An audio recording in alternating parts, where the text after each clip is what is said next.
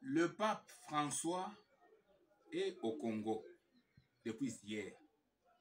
Il a trouvé notre pays en éveil et prise de conscience nationale.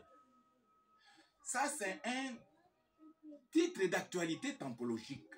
Comme le pape est dans notre pays. Regardez, peuple congolais, regardez. Discours politico-religieux de sa sainteté pape François au palais de la nation devant Félix Tshisekedi et le corps diplomatique. C'est une question qui est posée. Ce discours-là, politico-religieux. Solution, t'as entendu de la crise nationale congolaise, le discours tel que prononcé par lui le pape. C'est ça la solution de la crise du Congo. T'as entendu presque par tout le monde. C'est une question. Voilà pourquoi dans cet éveil et prise de conscience nationale, nous au Congo, nous faisons ce qu'on appelle ici instruction universelle sur le mot péché de l'homme, péché du peuple. C'est la chose peut-être ignorée par lui, le pape de Rome. Alors, au Congo, où nous faisons l'éveil, nous voulons instruire le peuple du Congo sur le péché de l'homme ou le péché du peuple. 1. Genèse du péché de l'homme. C'est dans Genèse 3. Donc, le péché de l'homme, le péché du peuple, il a commencé dans Genèse 3. 2. Sens du péché. Qu'est-ce que le péché? Le péché, c'est la désobéissance à Dieu depuis Genèse 3. Le péché, c'est haïr Dieu depuis Genèse 3. C'est se rebeller contre Dieu dès Genèse 3. Le péché, c'est ne point écouter la voix ou la parole de Dieu depuis Genèse 3. Ne pas écouter la voix de Dieu. Mais c'est ça le péché. Le péché, c'est choisir Satan, aimer Satan, écouter la voix ou la parole de Satan depuis Genèse 3. C'est ça le péché. Qu'est-ce que le péché? Mais c'est coaliser et signer le pacte avec Satan contre Dieu depuis Genèse 3. Satan a coalisé avec Adam, le premier homme, à partir de Genèse 3. Contre Dieu, créateur de l'un et l'autre. C'est ça le péché. La coalition de Satan avec l'homme contre Dieu. C'est ça le péché. Qu'est-ce que le péché? C'est vivre selon la chair, aimer le plaisir du monde, s'affectionner aux choses terrestres, visibles, passagères, mortelles. Quand l'homme s'affectionne aux choses de la terre, aux choses terrestres, aux choses charnelles, matérielles. Mais c'est ça le péché de l'homme ou du peuple. 3. Salaire du péché. C'est la mort physique et spirituelle selon qu'il est écrit. Le péché de l'homme ou du peuple a sa Genèse 3. Le péché de l'homme ou du peuple a son sens. Qu'est-ce que le péché? C'est la désobéissance à Dieu, la révolte contre Dieu, depuis Genèse 3.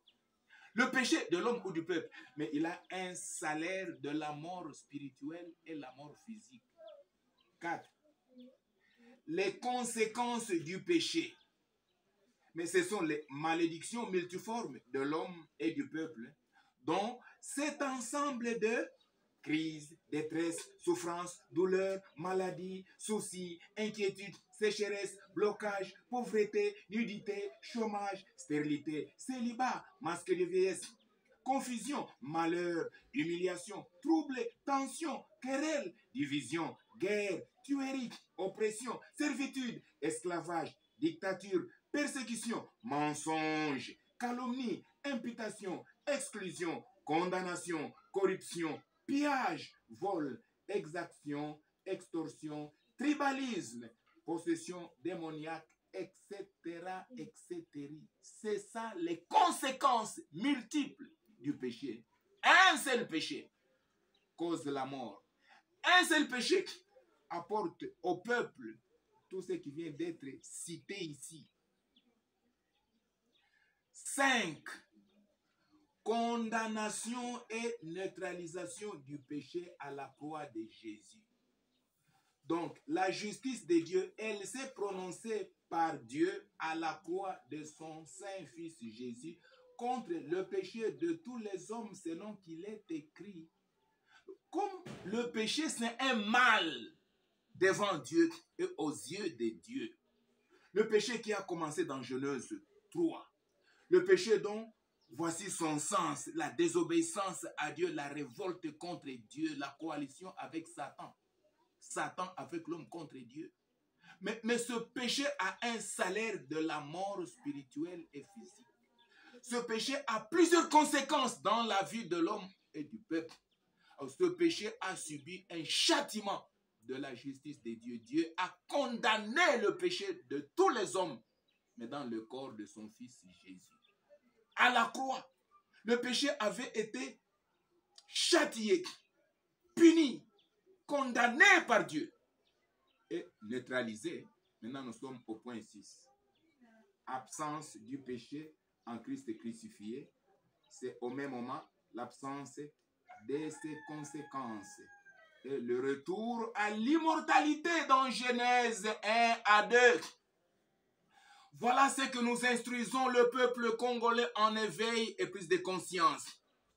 Comme au point 5, le péché avait déjà été cloué, avait déjà été condamné par Dieu à la croix de Jésus, mais le péché, il est neutralisé, il est ôté. Il n'a plus de force, ni de pouvoir, ni de puissance. Maintenant, en Jésus-Christ, il n'y a plus le pouvoir du péché. Il n'y a même plus les conséquences du péché. Parce que le péché, son salaire, la mort, le péché, ses conséquences, toutes ces crises, ces malédictions multiformes. Mais en Christ crucifié, il y a absence du péché. Il y a aussi absence des conséquences du péché. En Christ crucifié. Mais c'est le retour alors inconditionnel à l'immortalité de Genèse 1 à 2. C'est ça le message que nous annonçons au peuple congolais. La fin de souffrance, la fin de servitude, la fin des guerres, en tout cas des malédictions multiformes, parce que Dieu a mis un terme à toutes ces choses-là, du mal de Satan avec les hommes, à la croix de Jésus-Christ. Maintenant, en éveil et prise de conscience nationale, nous vous publions l'absence au Congo des crises, des souffrances, des malheurs, car Dieu a tout condamné à la croix de Jésus-Christ. Peuple congolais, nous vous publions la liberté, chose que le pape n'en a pas fait mention, c'est à suivre.